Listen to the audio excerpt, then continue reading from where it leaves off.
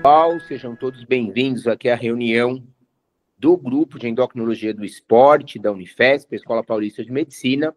Hoje, quem nos presenteará aí com uma excelente apresentação, com certeza, vai ser a doutora Beatriz Valente, que é nossa residente, e o tema dela é a relação entre a aptidão cardiorrespiratória, o índice de massa corporal e o risco de mortalidade.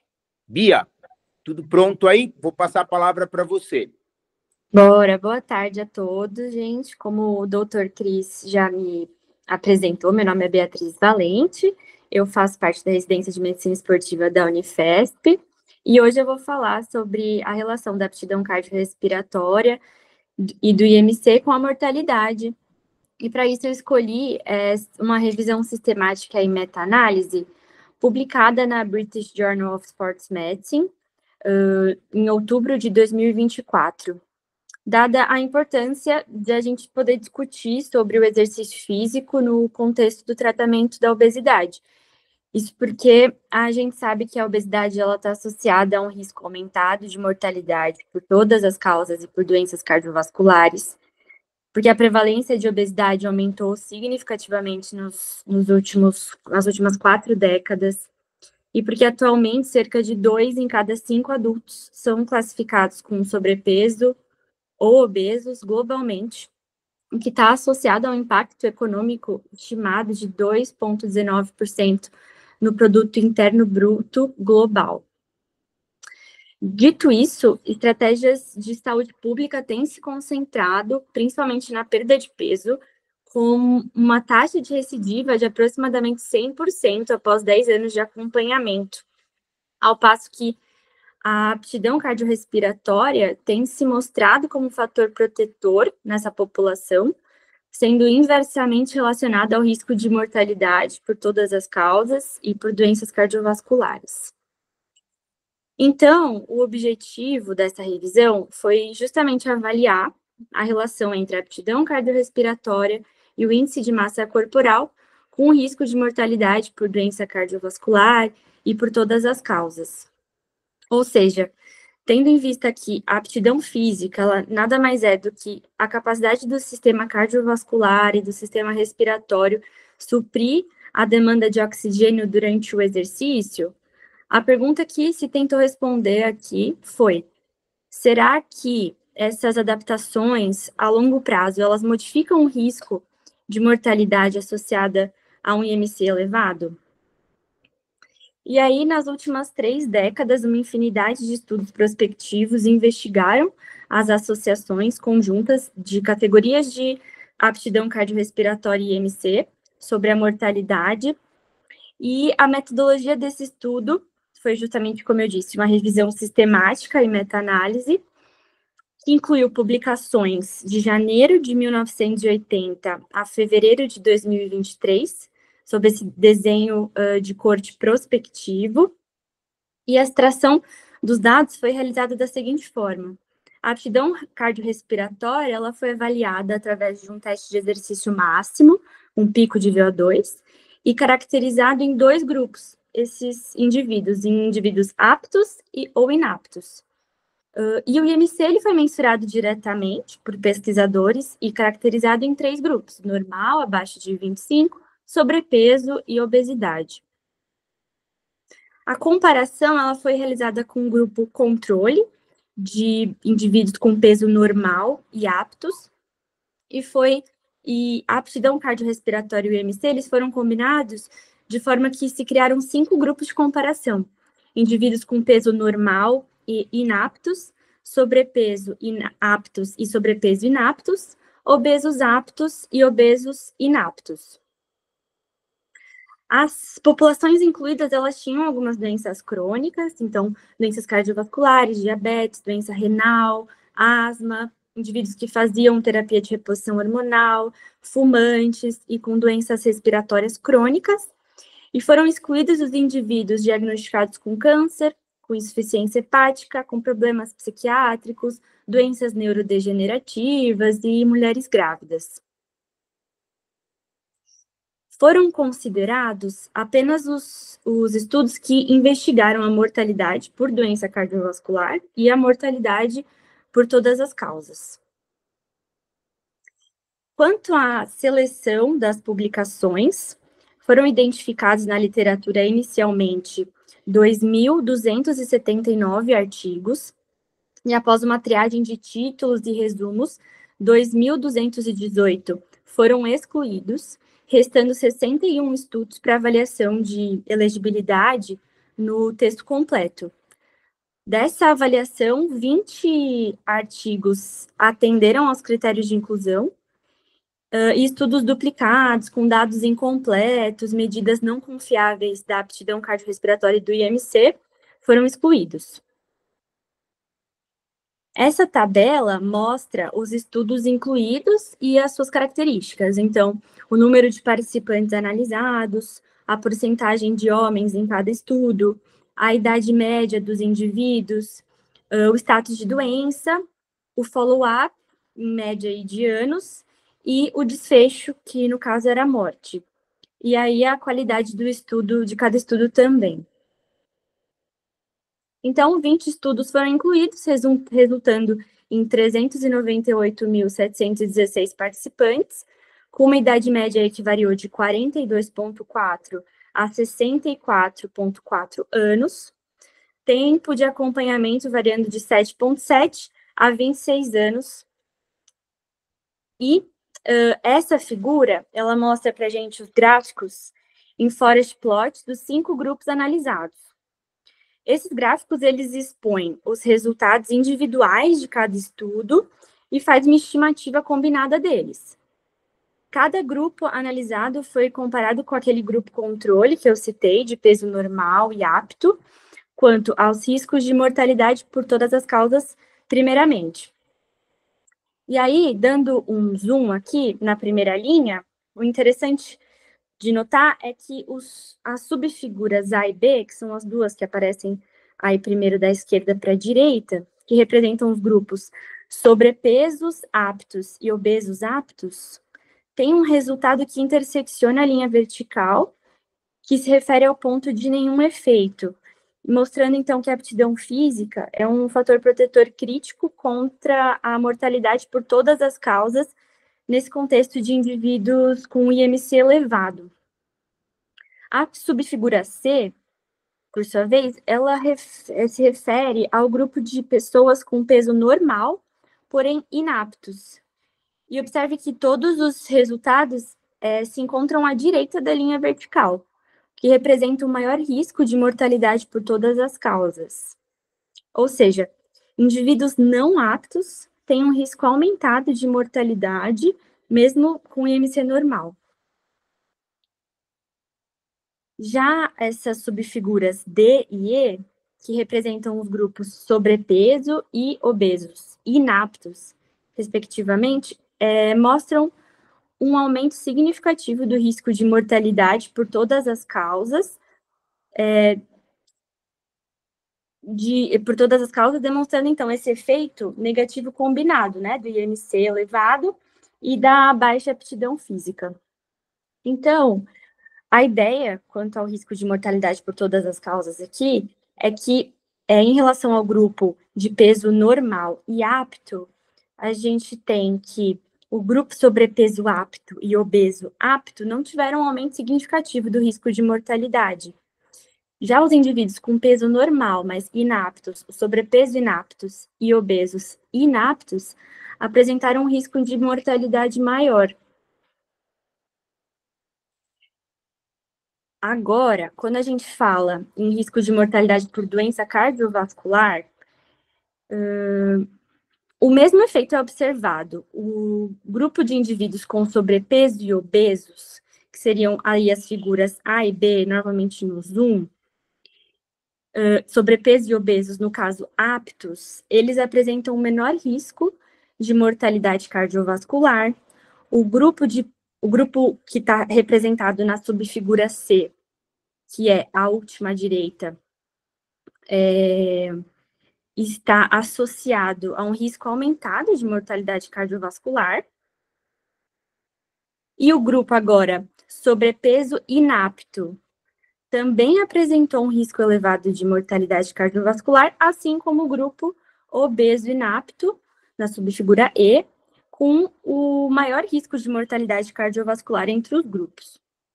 Então, isso destaca que a aptidão física, ela parece compensar os riscos de sobrepeso e obesidade. E indivíduos inaptos, mesmo com um peso normal, estão em um maior risco do que os indivíduos com peso elevado e boa aptidão física. Então, em resumo, sobre o risco de mortalidade por doença cardiovascular, em relação ao nosso grupo controle, a gente tem que indivíduos com sobrepeso aptos e obesos aptos não obtiveram risco estatisticamente maior de mortalidade por doença cardiovascular. Em contrapartida, indivíduos com peso normal e inaptos, sobrepeso e inaptos e obesos inaptos, apresentaram risco significativamente maior de doença cardiovascular. Dessa forma, as análises encontraram que aqueles classificados como aptos, independentes do status de IMC, não apresentaram aumento estatisticamente significativo no risco de mortalidade por doença cardiovascular ou por todas as causas, em comparação com o grupo controle de peso normal e aptos. A discussão do estudo, ela enfatiza que a aptidão física, né, é um fator crucial a ser considerado e um forte preditor de mortalidade em indivíduos com sobrepeso e obesidade, o que reforça a necessidade de priorizar intervenções em saúde pública que promovam o aumento da aptidão física, em vez de focar única e exclusivamente na redução do peso. Além disso, indivíduos com boa aptidão cardiorrespiratória e com sobrepeso ou obesos não estão em maior risco de mortalidade em comparação com os indivíduos com peso normal e aptos.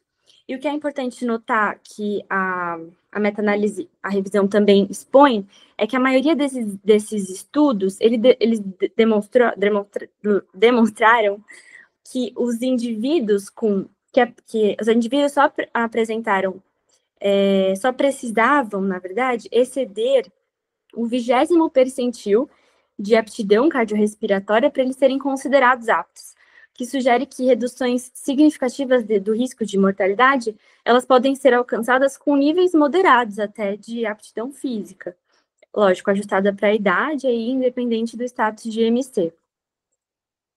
E mais um ponto é que, embora o estudo não tenha encontrado um aumento do risco de mortalidade por doença cardiovascular em indivíduos com sobrepeso e obesos aptos, os riscos relativos eles foram superiores aos encontrados em estudos anteriores.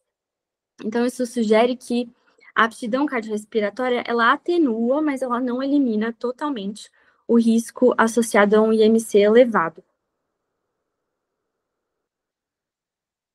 Bom, como conclusões, o estudo demonstrou uma redução significativa do risco de mortalidade, tanto por doença cardiovascular quanto por todas as causas, em indivíduos aptos, em comparação com indivíduos não aptos, independente do IMC.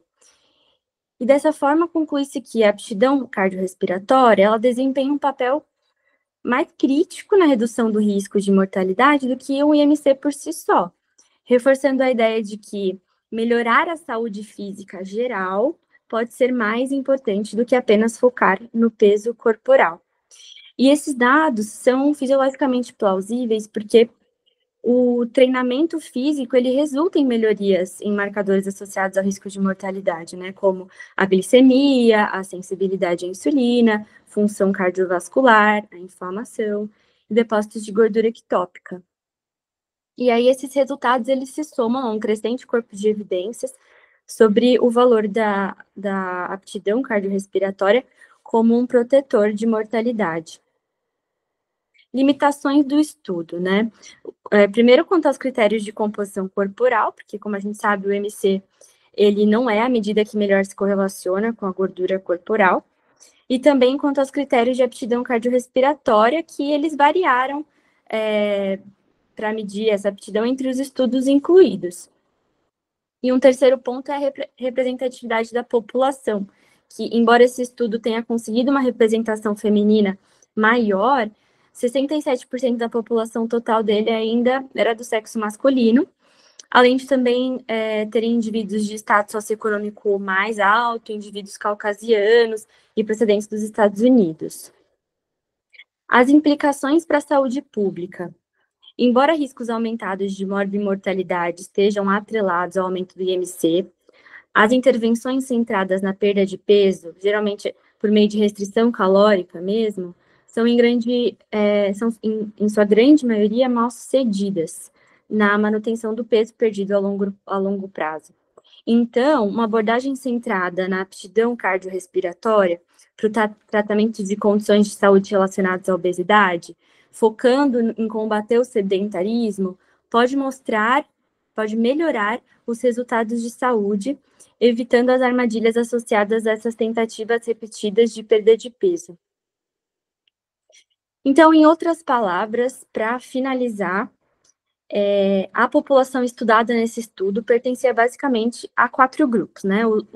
Sendo, então, separados em capacidade física boa ou ruim e acima do peso ou peso normal. Obviamente, a gente sabe que o grupo com menos mortalidade era o grupo controle, de peso adequado e de boa capacidade física. Isso é indiscutível. Entretanto, grupos com boa capacidade física, mesmo que acima do peso, apresentaram uma mortalidade semelhante. De forma que, possivelmente, a capacidade física é um fator protetor nesse cenário, já que pessoas com capacidade física ruim, que estão acima do peso e no peso adequado, apresentaram uma mortalidade maior. O interessante é que, mesmo os pacientes com peso adequado, mas com uma aptidão física ruim, eles morreram mais do que aqueles que estavam acima do peso e em dia com exercício. Concluindo, então, que ter uma boa capacidade física importa mais do que ter um peso adequado, e isso deve orientar a nossa conduta, principalmente no tratamento da obesidade, estimulando o ganho de capacidade física nesse processo para redução de mortalidade como um todo. Obrigada.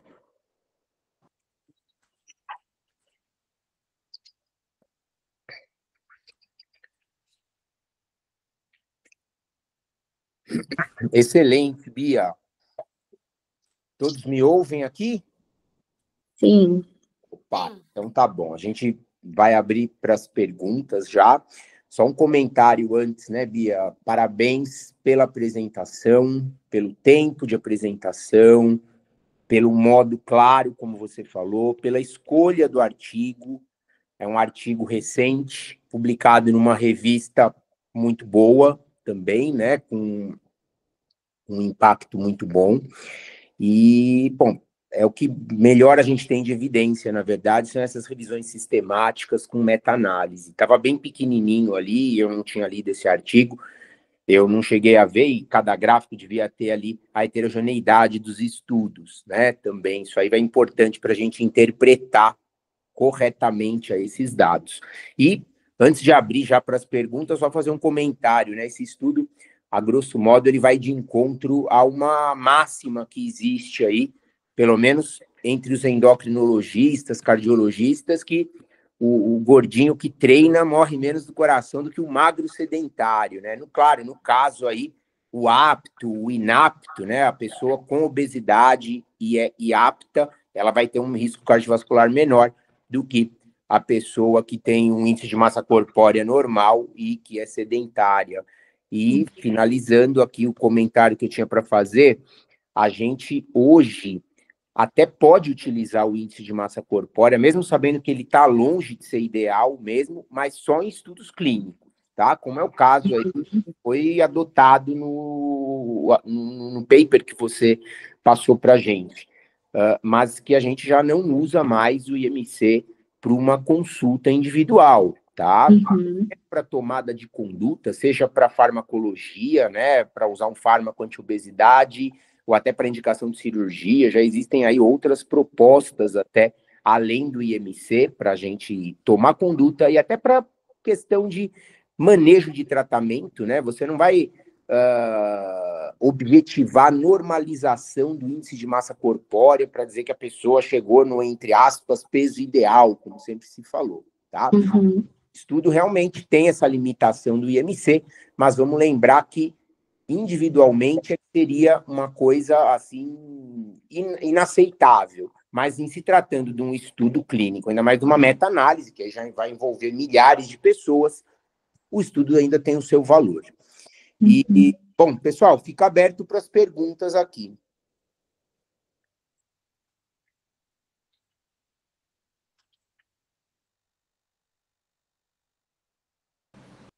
Acho que a Adri tá com a mão levantada aí. Tá. Eu não estou vendo ninguém aqui, desculpa. Então, parabéns. O tema é muito bom, foi muito bem colocado. Eu tenho uma pergunta e duas considerações. Então, eu vou fazer a primeira pergunta. Há um tempo atrás, teve grande polêmica na área da educação física sobre o atestado médico.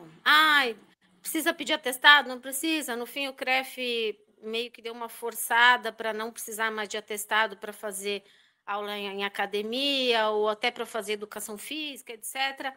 E isso caiu mesmo por terra, não teve mais essa obrigatoriedade. Aí eu queria um pouquinho a sua opinião sobre isso, haja vista esse artigo e outras que a gente vê por aí. E uma consideração sobre o IMC. A gente sabe que ele não é um índice preciso, mas até antes a gente estava conversando, né, sobre o curso que nós fizemos lá de medicina avançada em obesidade, e acaba sendo um parâmetro mais acessível para a maioria da população. E eu tive uma experiência muito interessante que eu acho que vale a pena compartilhar.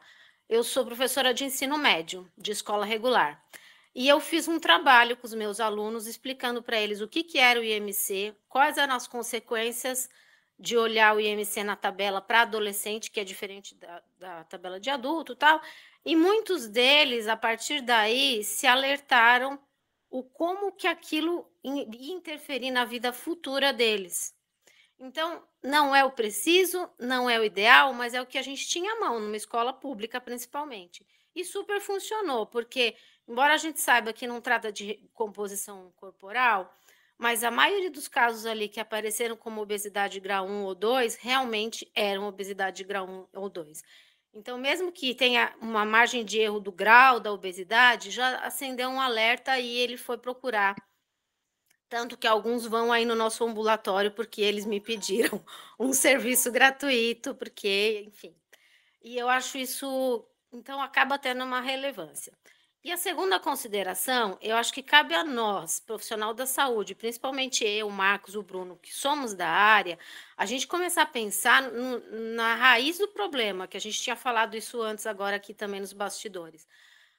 Qual é o papel da educação física nessa profilaxia? Que a gente está tratando de obesidade, de diabetes, de outros problemas metabólicos, e a gente está vendo que a prevenção disso é na infância, é na adolescência, só que é nessa idade que eles estão cada vez mais presos à tela, mais sedentários, e aí a gente tem como diretriz governamental que a diminuição das aulas de educação física do currículo escolar.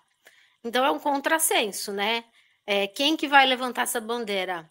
Principalmente eu, o Marcos e o Bruno e outros profissionais de educação física, mas eu acho que todos da saúde, porque a gente tem que fazer a população em geral entender, para isso reverter em política pública, que o cerne da questão não é tratar. A gente pode se especializar e ser o melhor em tratamento de obesidade, de diabetes, mas quando que a gente vai fechar a torneira? Obrigada. Obrigado, Dri. Bia, a Dri fez uma série de riquíssimas considerações, mas aí tem uma pergunta que ela fez primeiro: como é que fica a questão do atestado médico para a pessoa fazer exercício, né, Dri?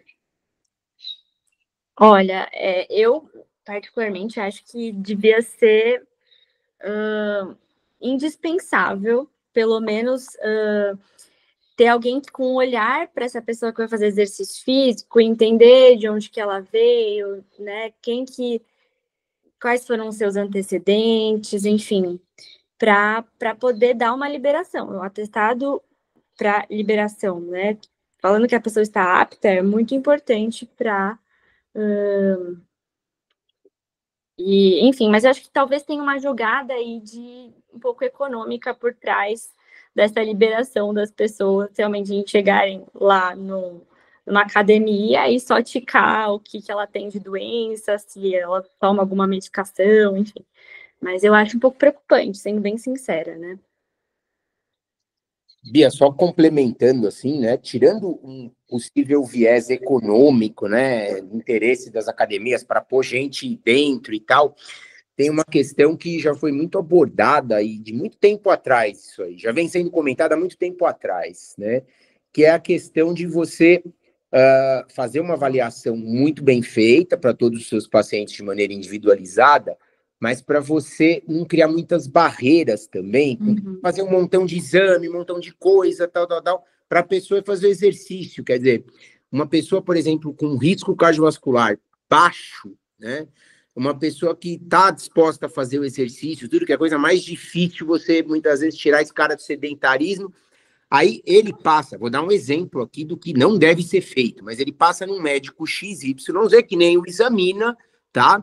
E começa a pedir trocentos mil exames, entendeu? Ele tenta fazer uma anamnese, fazer um exame físico bem feito, estratificar o risco cardiovascular daquele cara ou daquela moça, e já vai pedindo uma cacetada de exames que a pessoa, muitas vezes, o convênio não cobre, ou não tem convênio, não sabe onde fazer. Bom, passa um mês, a pessoa não fez nada, não teve liberação, não pôde entrar, passar na catraca lá da academia XYZ e não vai fazer, né? Então, só para trazer para vocês um exemplo, né, da Sociedade Brasileira de Diabetes, ela traz uma proposta com relação a essa pergunta da Adri, né? Claro que aqui tem os pormenores aí para o indivíduo com diabetes, tá certo? Mas eu vou trazer uma das questões que é para a população geral. Você estratifica o risco desse paciente, tá? Aquele paciente de baixo risco, por exemplo, você, em tese, não precisaria fazer o exame, tá? É que, como é da Sociedade Brasileira de Diabetes, se eu pegar uma pessoa de baixo risco, e raro, você não vai ver pessoa de baixo risco com diabetes, ela é de risco intermediário para cima só. Mas, assim, ela poderia até fazer exercício sem você precisar fazer uma avaliação. Agora, se essa pessoa que tem diabetes, ela quiser fazer uma atividade física vigorosa, mesmo ela sendo de risco intermediário, você vai ter que fazer uma propedêutica armada e pedir exames complementares para ela. E a gente sabe que uma pessoa que não tem diabetes, né, comprovadamente, ela, em tese, não precisaria disso, mesmo que ela vá fazer uma atividade vigorosa. Então, eu estou tirando esse viés da pessoa com diabetes, porque essa proposta é da diretriz e é dado atualizado da Sociedade Brasileira de Diabetes. Agora, você pega também, dá para pegar do American College of Sports and Medicine, etc. Você vê que tem ali um perfil de pacientes, os quais você vai ter que fazer uma avaliação, e a avaliação, o mínimo é o eletrocardiograma, mas você vai progredir muitas vezes para exames mais específicos, de acordo com o caso, mas vai ter aquela pessoa que, com um bom exame físico, uma boa anamnese, você poderia já liberá-la para fazer a atividade física, para fazer o exercício, né? Quer dizer, individualização é o nome da coisa, né? Nem 8, nem 80. Não sei se mais alguém quer comentar sobre isso. Essa é uma pergunta aberta e uma pergunta muito importante, na verdade, para todo mundo. Sem comentários sobre essa questão. E alguém tem mais um outro comentário, mais alguma outra pergunta? Enquanto o pessoal está pensando aqui, Bia, eu vou fazer uma pergunta agora para você. O que você diria, como médica do esporte, tá? O que você diria para uma pessoa, um paciente teu, que começa a tratar a obesidade agora, uma pessoa que tem condição de pagar desses medicamentos mais novos e mais caros, que levam perda aí de 10, de 17, 20% do peso, independentemente até de estar fazendo um programa intensivo de exercício, tá? E essa pessoa chega e fala, doutora, eu vou fazer meu tratamento aqui com remédio e o exercício eu não vou conseguir fazer agora, depois mais para frente eu vejo o que eu faço. O que você diria para essa pessoa no contexto aí da sua apresentação com relação à prática regular de exercícios? Eu diria que o tratamento da obesidade é um tripé, né? Que nada sozinho vai garantir que a gente alcance a saúde completa desse indivíduo. E que também, a longo prazo, o tratamento medicamentoso por si só, ele também não vai fazer com que a gente alcance o objetivo que ele quer. Então, para o tratamento da obesidade, o ideal é que esse medicamento ele seja usado junto com o programa de exercício e um bom plano alimentar, né? Uma boa dieta para ele também. Diria isso. Te preocupa a questão de massa magra, perda de massa magra, em massa muscular esquelética? Uhum. Hoje a gente sabe que o uso de medicações para obesidade, se você não tiver um programa de exercício físico acompanhando, o risco de perda de massa magra é muito significativo. E o que você mesma falou na apresentação, né? A aptidão cardiorrespiratória, a redução de gordura visceral, que é mais ampla, mais intensa quando faz exercício junto, né? Com a restrição calórica, redução de inflamação e tudo mais. Perfeito. Tem até um dado interessante, e o Marcos e a Adriana, que vieram da Unicamp aí, num curso legal agora que a gente falou, né? A Adri até comentou sobre isso. Tem um estudo de um pessoal da educação física da Unicamp que foi apresentado no Congresso Europeu de Diabetes, desculpa. E foi muito interessante que eles pegavam modelo animal, tá? Não dá para extrapolar o dado, mas eram ratinhos que tinham doença renal do diabetes. Eles tinham a antiga chamada nefropatia diabética, né? E tinha um grupo de ratinhos que treinava e um que não treinava. E o grupo de ratinhos que treinava, depois de algumas semanas, né? Que o ratinho vive 1 ano, uma semana para ele de vida seria mais ou menos 1 ano para a gente, vamos dizer assim. E esses ratinhos que treinavam, eles tiveram uma estagnação, né, da nefropatia diabética. Ela parou de avançar, de evoluir, né? Enquanto que os ratinhos que cuidavam do diabetes estavam bem controlados da glicemia, mas eram sedentários, estavam dependendo dos remédios, ainda assim a nefropatia diabética progredia, né?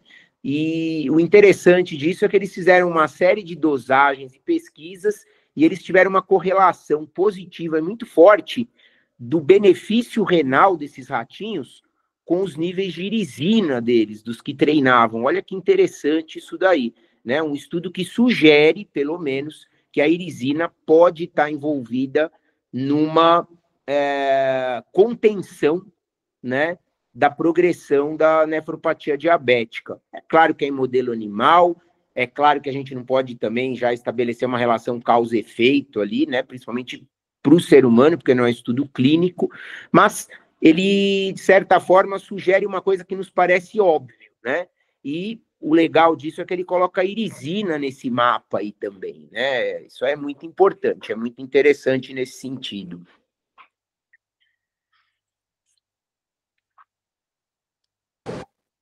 Marcos? Estão me vendo aí, gente? Ih, peraí. Não, você está o homem invisível. Opa, agora você Caramba, você é mágico, cara. Você aprendeu onde isso aí? Lá em Campinas, isso aí. Zoeira. Bia, parabéns aí pela apresentação. Deixa eu baixar minha mão aqui. A minha questão, minha dúvida aqui é em relação assim, existe algum nível, não sei se a gente pode dizer isso aí, se tem um trabalho que mensura isso, algum nível pelo qual a gente pode verificar que, tipo, até que ponto essa pessoa que está acima do peso e faz atividade física pode ser considerada saudável, entende? Do tipo, eu sou um gordinho saudável, né? Eu faço exercício físico. Mas o quanto que ele fazendo atividade física, qual é o nível de atividade física que essa pessoa tem que fazer para neutralizar, amenizar alguns efeitos aí patológicos. Será que existe esse tipo de mensuração? Ou só fazer exercício físico, segundo as recomendações internacionais, é suficiente para ter um fator de proteção? Eu fiquei com essa pulga atrás da orelha um pouco quando eu estava lendo o estudo. E aí, a única coisa que eles falam é que o corte para separar esses indivíduos em aptos e inaptos é aquele 20 do percentil de aptidão através do teste máximo lá do VO2. Então, se esse indivíduo ele alcança o 20º grau no percentil, que não é muito, mas ele também não especifica exatamente quanto que esse indivíduo fez, mas já fala que não é uma aptidão física espetacular que essa pessoa precisa ter. Dá a entender que é um nível leve aí de exercício diário aí que a pessoa faça, que ela já vai conseguir ter esses benefícios, né? O grupo ali de sobrepesos e obesos. Marcos, eu acho bem difícil da gente conseguir uma resposta, né, que atenda gregos e troianos nesse sentido, porque os grupos acabam sendo muito heterogêneos, né? Tem a pessoa que está com obesidade e ela tem todos os fatores de risco, por exemplo, ligados à síndrome metabólica, né? Tem outras que não. Tem fatores genéticos associados, tem a questão de faixa etária também, não dá para negar isso daí. Eu vou dar só um exemplo para você do quão é difícil isso daí, com relação a um perfil específico. Eu vou falar sobre diabetes, né? A pessoa tem que fazer 150 minutos semanais daquela atividade moderada, vigorosa, tal, por semana, né?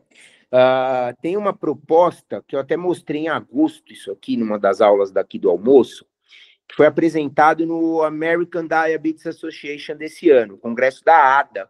E a proposta é a seguinte: baseado em uma revisão sistemática que o pessoal fez, eles viram que, pelo menos para o controle de glicemia, tá? É um estudo específico para controle glicêmico, isso aí, não é de risco cardiovascular, mas que os 150 minutos acaba não sendo suficiente. Pacientes, a nova proposta que está publicada na Diabetes Care é de 270 minutos semanais. E daquelas atividades vigorosas mesmo, 75 minutos por semana, eles viram que o mínimo para você ter controle seria de 157 minutos. Quer dizer, ao invés de 75 minutos, que é da população geral, para ter saúde, quem tem diabetes precisaria fazer mais que o dobro disso, 157. E daquela outra lá de 150 minutos a 300 minutos com atividade moderada, você teria que fazer dentro desse range, mas 150 não adianta, teria que ir para 270 minutos, mais ou menos. Quer dizer, é uma coisa que a gente tem visto agora, está se descobrindo, né? Isso é com relação a controle glicêmico. E você imagina, para falar como a gente gostaria de ter essa resposta, né? Que você perguntou, poxa, como é que eu faço para saber se a pessoa é saudável, né? Qual é o cutoff para a gente pensar que ela está livre de uma doença oncológica, por exemplo, que ela está livre até de uma doença mental, psicológica, né? Associada à falta de exercício. Eu acho que isso aí é uma pergunta, é a pergunta de $1 milhão, cara, essa daí. E eu, particularmente, o que eu tenho lido, né, a respeito, não endereçado a isso, mas a gente sempre quer saber um valor de corte nesse sentido. Eu acabo ficando mais com dúvidas do que com respostas, assim, para esse tipo de questão. Mas, sem dúvida nenhuma, seria super bom se a gente tivesse uma média, por exemplo, ou um valor de corte mínimo, né, para a gente ter como base, até para orientar as pessoas. Além, claro, dessa diretriz que você bem falou, Marcos, que a gente já tem, né, da recomendação geral lá dos 150 minutos e tal. Eu fico com receio da gente, como é que a gente passa isso para um paciente, como é que ele pode receber, que a gente, às vezes, pode dar muito errado, né? Imagina uma pessoa que Fala assim, eu não vou conseguir fazer 40 minutos, 1 hora de atividade moderada todo dia para ter um controle glicêmico e fazer 30 minutos ou 30 minutos de atividade intensa todo dia.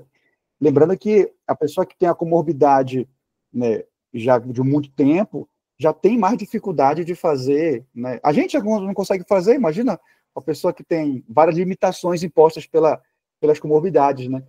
É um levantamento que eu fico preocupado como é que a gente vai passar isso para a população, né? É legal que a Adri até escreveu aí, meu, ela falou, pode espantar o paciente mesmo, é verdade, faz todo sentido. E aí enfim, é algo assim, a gente tem que se debruçar para refletir sobre, né? Perfeito, e agora a gente tem esse contexto dos snacks exercises. Eu ia falar isso, A Melissa mostrou, quer comentar alguma coisa, Marcos? Então, inclusive até foi falado, olha que coincidência, a gente falou sobre snacks, a aula de snacks foi no fim de semana anterior à nossa ida para Campinas, e em Campinas falaram sobre isso, né? Como é que eles chamam? Snacks exercise, né? Que são os petiscos de exercício. Até eu estava falando com a Adri, né? Que ele falou assim, puxa, esse nome não caiu muito bem, né? Petisco, porque lembra, né, compulsão, e sei lá, enfim. Mas na falta de um nome melhor, ficou petisco de exercício, né? E aí falando sobre o quanto que o se manter ativo ao longo do dia tem tão ou até mais impacto na preservação da saúde do que aquela hora do exercício, né? Então, a pessoa que se mantém ativa, que ela interrompe mesmo o comportamento sedentário e fica o dia inteiro em atividade, ela tem muitos benefícios. Inclusive, até o Bruno Golano falou sobre isso, né? Falou brincando, mas é um ponto importante, né? Ele falou assim, não existiria necessidade de nós sentarmos. Tipo, o ser humano, né, o Homo sapiens, não deveria ter necessidade de a gente se sentar. Né? Sentar e deitar seria somente para ter um objetivo específico. Eu vou sentar para comer, eu vou deitar para dormir. De resto, a gente deveria estar em constante movimento o tempo todo. Né? Ele fala muito isso, né?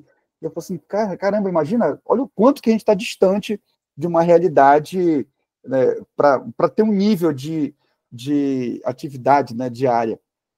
Então, são pontos a serem falados, né? Em pessoas que não têm diabetes, Marcos, ficar em pé já melhora a glicemia pós-prandial. Né? Se você ficar em pé do que sentado. E também a obesidade, Cris. E ele falou sobre a questão de alguns congressos, você pode complementar isso aí, alguns congressos europeus e tal, eles já têm aquelas cadeiras reclináveis, né? Então, uma parte do congresso é assistida em pé. Então, sabe, ele levanta a mesinha, a pessoa fica em pé para interromper mesmo o comportamento sedentário. E aí vem, junto à nossa discussão sobre o nosso programa, né? Exercício de Saúde, que é uma proposta muito boa, né? A gente colocar isso que a gente vem colocando, né? Introduzindo isso nos congressos, nos encontros, né? E acho que a gente tinha cada vez mais bater isso na tecla, porque pode parecer besteira, a gente fala muito assim, prescrições simples não são simplistas, né? Não é porque uma prescrição é simples, do tipo, se levante, que ela é pouco eficiente, né? O impacto dela é absurdamente alto, se a gente colocar isso em prática, né? Então, acho que fica aqui a orientação da gente colocar cada vez mais isso em pauta nas nossas condutas, né? Pessoal, não basta você exercitar na academia e tal, você tem que interromper, você tem que ser ativo, né? Tem que interromper o comportamento sedentário ao longo do dia, né? Eu acho muito legal esse tipo de recomendação barata e fácil, de maneira fácil aplicada, para mim são as melhores, sabe? Eu sou fã disso aí. Legal, pô, sem dúvida. O indivíduo leva essa praticidade, né? Isso que você falou, ele já entende, olha como é que evolui a mente do paciente. Eu preciso ficar ativo, né? Isso é muito mais, isso me rende muito mais. Então, puxa, é um conceito, é um novo paradigma isso. Né? É um novo paradigma. É que se a gente for olhar, né, Mauro, a gente que está errado, a gente evoluiu muito ruim, né? A gente foi virando sedentário, né? Então, sim. Não tem mais roça para a gente se locomover de um lado para o outro, né? Não tem mais... A manufatura da comida hoje é muito mais prática, né? Tudo processado. Então a gente foi... Estocado, o controle né? remoto. Tudo estocado. A gente saiu de coletor para caçador, agora para agricultor, então já era. Essa geração, né, de 10 mil anos para cá, a gente está só assim. Agora é se readaptar dentro da nossa rotina, né? Aquela coisa do exercício não programado mesmo, subir escada, ao invés de subir no elevador, enfim. Eu tento fazer isso no meu dia a dia, e como é que eu cobro do meu paciente às vezes quando eu não faço, né? Tipo, pô, eu não estou fazendo, como é que eu vou cobrar dele? É duro isso aí, né? Às vezes a gente fica assim, caramba. Mas não tem jeito, tem que fazer. Mas legal, muito legal, Bia. Uau, Bia. Obrigada, gente. Pessoal, mais alguma pergunta, mais algum comentário? Bom, beleza. 1h53. Eu que estarei no ambulatório agora, tá? Tô saindo de casa nesse minutinho aí para já estar aí já.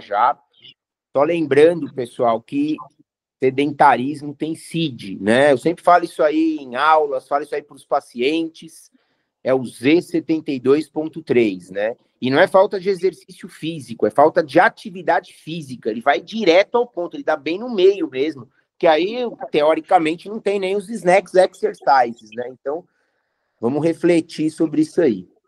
Gente, vamos encerrar a reunião. Bia, mais uma vez, parabéns. Apresentação excelente e obrigado a todos que ficaram até agora.